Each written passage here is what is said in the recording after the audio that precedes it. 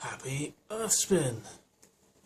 Once again, welcome to Galactic Arkana number 20. Yesterday was Arcana number 2.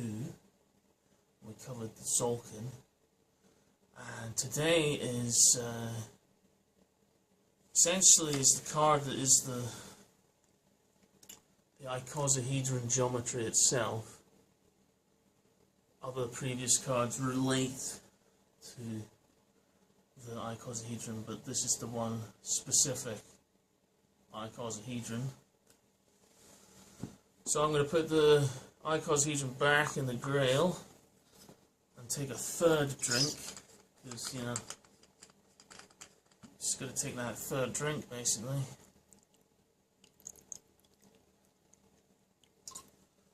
Excellent. So this is actually quite a complex episode, this one. So I may well have to do another part. It all depends on how much I manage to get through.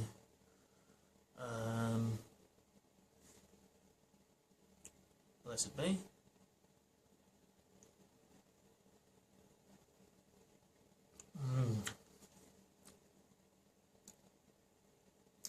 So it's LUNAR 10 today, and I mentioned before about how the icosahedron with its 20 sides, then when you look at the cube with its 6 sides, and this is 3D because it's got 3 axes, that the icosahedron has 20 sides, so this equates to 10 axes, or 10 dimensions. As a geometry, this is 3-dimensional cube, 10-dimensional icosahedron. So essentially we're exploring the 10 dimensions, and this connects, you know, with the previous level with the Earth codes. You got the fingers and toes. So we've got 10 fingers, 10 toes. In total, that is 20 fingers and toes, which relates to the icosahedron because it has 20 sides. So today, LUNAR 10, card 62, icosahedron, water, H2O. Without water, there would be no life as we know it. This can be emphasized with the land of the River Nile and its delta. The Nile is one of the longest rivers in the world. Anchored at 26.3 degrees is the icosahedron point along its course. Amidst the desert, a fertile land blooms. A fifth of the way around to the east is another of the longest rivers, the Yangtze. 2/3 of the surface of our world is covered by oceans. Fresh water, only 1 or 2%, but by far its greatest treasure. So, the thing about water as well is it becomes ice when it gets really cold. In fact, that's one of the, I think, ancient names for crystals. If you translate it as ice that won't melt, it's like a quartz crystal. You know, you have ice that won't melt, ice that does melt, and then water. In the ancient understanding. But that's just me going on a tangent there. Excuse me. Haha.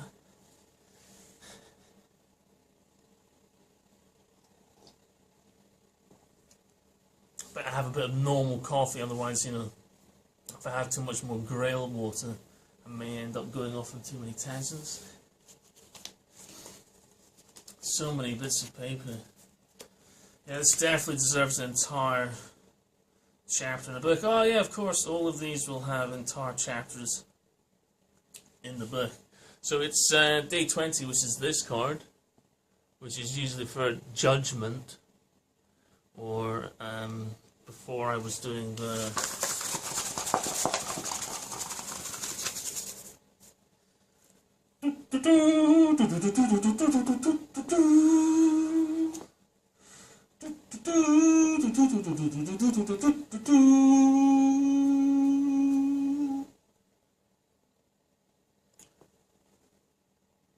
messing with us, like. That's Tank. You haven't met Tank before. So it's the trumpet. It's the trumpet. But Judgment card, in my view, is more along the lines of make up your own mind, rather than we're going to judge you because we've got lots of prejudices, you know, which is the kind of judgment we're kind of used to in our 3D limited world.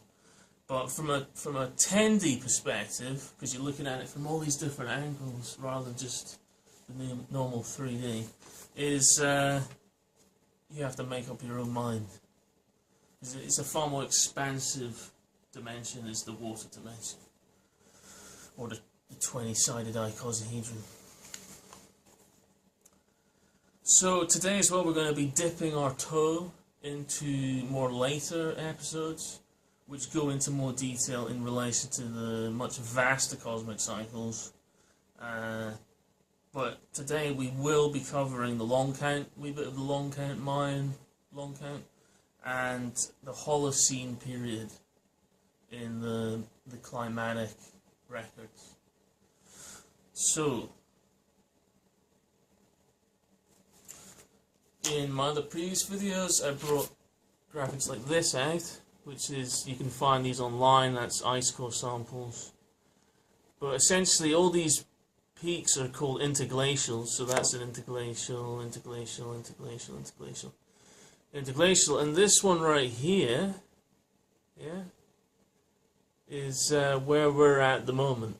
So that's, that bit there is the entirety of recorded history of humans, is just there. And if you zoom into that one, excuse me while I find my next bit of paper. Zooming in this one, okay. We get this. So that little blip that was there before is now being zoomed in, and that blip is now this bit here. Okay? That's that blip. So this is recorded history here. Okay? And we're at the end of this bit, and this is climate fluctuations. Okay?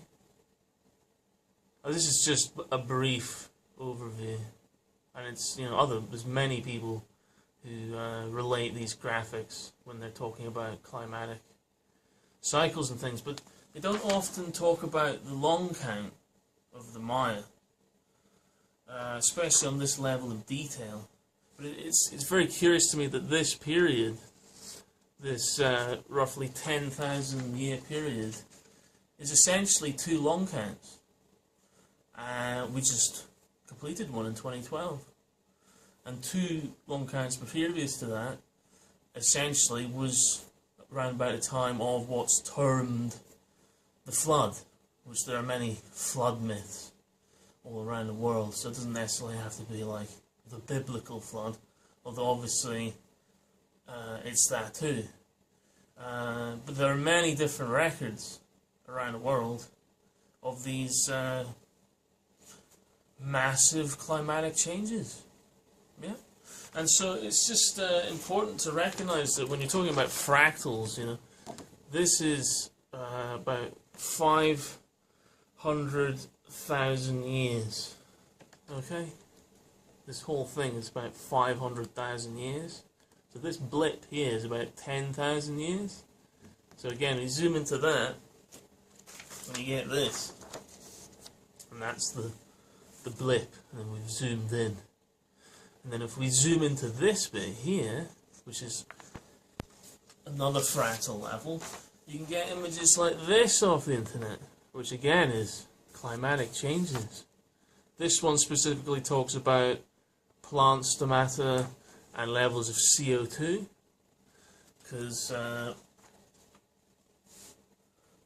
I always investigate things from multiple angles, and there's definite still some debates going on regarding all this CO2 stuff. And so this is the thing, you know, we're talking about the water geometry here, and a lot of the presentations focus on the CO2 and they don't talk about water vapor. It's far more common greenhouse gas, but they just leave it out completely, which is a curious thing to find when you're watching lots of different ones, and then some people don't include all the information and some people do. It definitely puts up some red flags. So that's a bit of fractal levels. So the point I'm trying to make with the fractal levels is, just like when you're looking at a coastline, the more you zoom into it, the more detail you get. And so what was a jagged coastline, you zoom in, is then a jagged coastline, and then you zoom in and it's a jagged coastline. So, there's this fractal level to all of this information. But essentially, here's some more scribblings by myself. Here you can see 2 long counts in time measuring about 10,000 years. Okay? Which is essentially how long this period of history, this bit here, which is our recorded history of humanity, which is basically an interglacial, measuring 2 long counts. Now, today's card is number 20. The icosahedron has 20 sides. We have 20 fingers and toes. The Maya, their calendar is a 20 count based calendar. And that calendar connects to this period of time as being 2 long counts. Again, 20s, 2s, 22 major arcanas.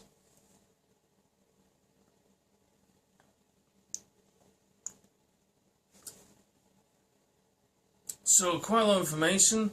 Currently, with the CO2, they talk about it being 450 parts per million. Here you can see on this one again with the plant stomata, in the last 1,000 years, it has gone up to 350 at least in the records of the plant stomata. So, could well have easily gone up to 350 itself at this time period, which means that we've added 100 to what would have been 350 already. There's a lot of evidence that talks about how, actually, if you look at the detail of all the different fractal levels of the climate, the CO2 actually follows the temperature. The temperature increases first. I posted some graphics about that today, just as a reminder. And,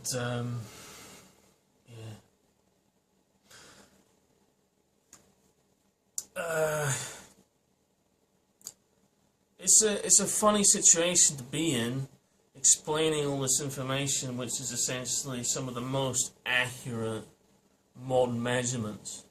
But then in my own research, I find that actually, long count, my long count, two my long counts, works perfectly for that period of time. And actually, there's a very deep connection between the long count and the climatic cycles. And people have, mentioned this. I've seen it mentioned occasionally in books, but they don't seem to go into great detail. Or if they have, well, I'm looking at it with all the infinity codes as well. So maybe I'm looking at it with new eyes. Who knows? Again, these videos are essentially a overview of these chapters again, presented in a different way. And there is a curious formula, which I can't give you the whole formula now, because the point is this bit of paper here shouldn't really exist. In my scientific view, it shouldn't exist. And I can't give you all the numbers on it yet, because we haven't covered all of these cycles in the cards, so it wouldn't make sense. But at some point later in these videos, when we come back to the level to do with the ice cores, which is when we reach the galactic codes, which is still a month or so away,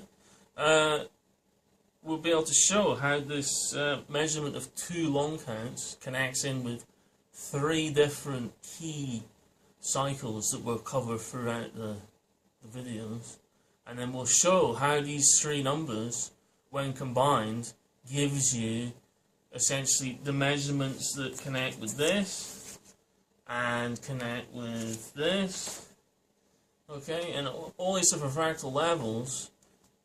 How is it that ancient peoples, you know, how is it that our supposedly dumb ancestors, you know, how is it they had all this wisdom?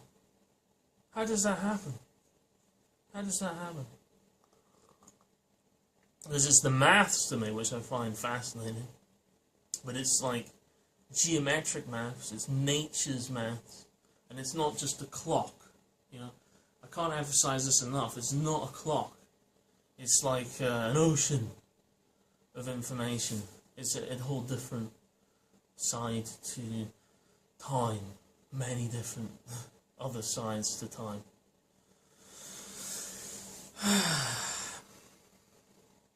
Here's a drawing of all various cycles here. As you can see, I was definitely having a lot of fun that day, connecting all the cycles together.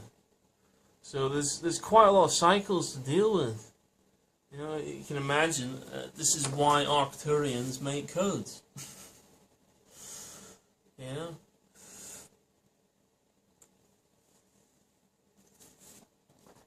Okay.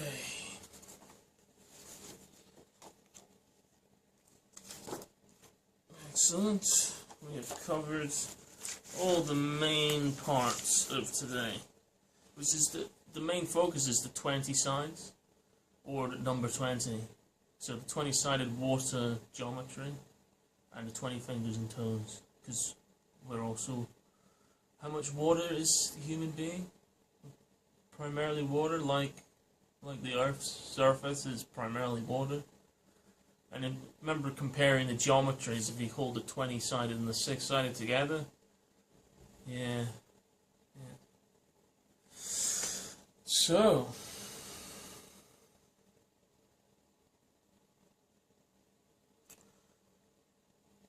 it brings up a lot of questions, essentially, these vaster time cycles, you know, and the question that's usually that goes along with any of these documentaries online is, who drives the climate? Who drives the climate? You know, causal effects. You know, are humans now driving the climate, or are we just affecting the climate? And when we say climate, are we talking about spring, summer, winter, autumn, or are we talking about, you know, how dirty the river is? Because, you know, there's different levels again to, you know, these kind of cycles. Going back here to this one again, here you can see it says Little Ice Age. So just this bit here of this recorded history is there was a little ice age, and the Thames froze over. It's in the history books. So that wasn't that long ago.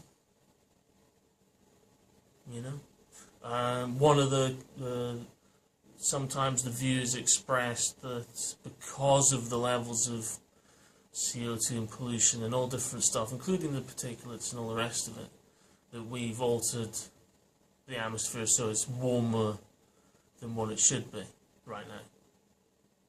There's other people though that say actually it's tipping in the direction of cooling, actually at the moment.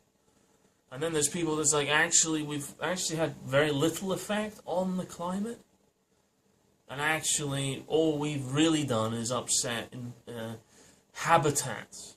You know, we've chopped down ancient rainforests which have killed loads of species, or we've decimated oceans with bomb tests, or all these different ways we've killed off species. But it hasn't affected things like this. You know, these sorts of fluctuations in nature usually referred to as Milankovitch cycles. But again, that's a modern term. You could just as easily refer to them as long count cycles in terms of accuracy and fluctuations, for sure. So how is it the ancestors seem to be aware of these metrics covering thousands and thousands and thousands and thousands of years? How is it if this is the entirety of history and they started the calendar here, how is it they need to start it right in the middle, and how is it that two of them measure across here? You know, I mean, really does start to puzzle the mind. I mean, you know, one thought that came to me, which I felt like sharing, was, you know, during my, you know, crazy moments of cosmic contemplation of what does it all mean, man? You know, I mean, if you think about it, the further back in time you go, and you look at the skulls of Neanderthal and the more primitive, so-called primitive man and primordial man, and the cultures that we look at, hunter-gatherers, just man and woman in nature. Okay? The further back in time you go, you know, our bodies are far more gnarly. You know, they're far more gnarly. You know, how do we know exactly what happened in the past? You know, you can only date what's dug up. You can't date stones, you know. It has to be organic matter to be dated. Okay? And, you know, okay, so we have records of this primitive, so-called primitive cultures and weird-shaped humans. Well, how do we know that actually we haven't been through all these cycles before many, many times, and actually there are distant ancestors who survived essentially you know, global nuclear conflict or equivalent in the past, you know, of similar, you know, megalomaniac weaponry and all the rest of it. Okay, and maybe that's why, you know, our ancestors are so gnarly. Yeah, is that essentially they were radiated, and then over, you know, hundreds of thousands of years, eventually the radiation went away, but they were still gnarly. And then eventually they evolved and evolved eventually, and then they became basically us again. So they've, you know, we've evolved out of essentially our own ancestors survived some crazy. I mean, how do we know? And, you know, I'm just talking about this all theoretically, obviously, because I don't have evidence. But, you know, I enjoy contemplating crazy ideas like this, because there's so many missing gaps in a lot of the research, and, you know, oh dear, there's so many levels of science where it seems to be put across like, oh, this is absolute concrete fact, which to me is kind of misses the point in science, really, for me, because to me science is about exploring and uncovering more and understanding more, essentially. So, dig deeper, you know, basically.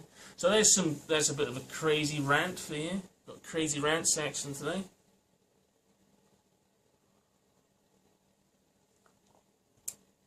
You know, need to go off the deep end sometimes, you know. I mean, how do we know? How do we know? So, I will cover long count again, and I will refer back to these graphs again in later episodes. This is just dipping the toe in the vast cosmic cycles, and so much information here. You know, there's all these different bits of paper. I'm trying to keep track of everything, but it's all third book, and again, here's all those different galactic arkanas here, and these are all the chapters of the third book. And you can go here, galactic arcana, galactic-arcana.xyz, and you'll see my under construction website. If you click on the numbers, you get links, take you different. It's a basic overview of what I'm trying to explain in all these different chapters. All connects together. That's what the infinity codes. That's what the infinity codes is about. Yeah. All these codes, all of them. That's quite fun doing this. Sitting here and going, whoa. It's quite fun. I look forward to making more of these. This is just a sample at the moment, and I look forward to being able to share that with whoever's interested. You know, I'm really not a salesman.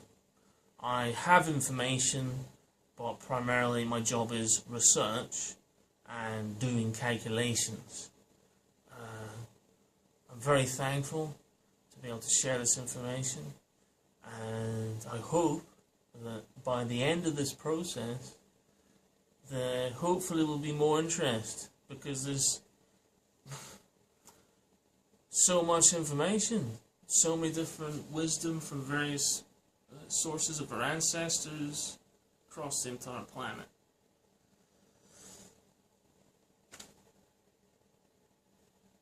So, final words. Look who it is. Yo, man! What's up? Yo, dude. Y'all been checking this out, man. I think this is crazy. Crazy, man. You hear all this stuff about ice cores? Man, I need to get back to my bros back down in the South Pole, man. Yeah. Damn, this information, man. Whoa. I'm gonna have to listen hard. I want to listen to these cosmic cycles, get it all sorted in my brain. Yo. Peace, man.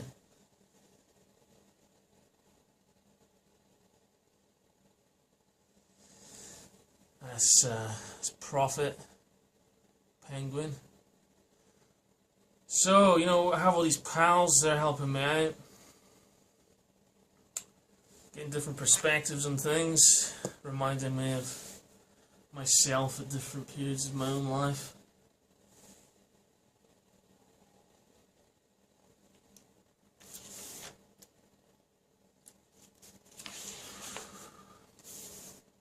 Cycles within cycles. Alright, yeah. So these are the numbers, you know. 3114 is when the last long count started, and then 2012 was when it completed. So we've started a new long count as well, and it's all 20 based, which is why it connects with this Galactic Arkana. This is, to me, the Galactic Arkana that is one or two long counts. So you could say one of the base increment metrics of all of the ice core related information and the harmonics of thereof of those sorts of codes. Right. Well, I'm happy to have completed another mission today for the Arcturians and for peace on Earth. Hopefully, we get all these codes sorted. We can figure out what's really going on, who really drives the climate. These sorts of questions. Oh, I'm definitely fascinated. So I hope enjoyed another show, and yeah, please get in touch if you have any questions. But I hopefully will explain more over the coming weeks. Bye, be. Take care.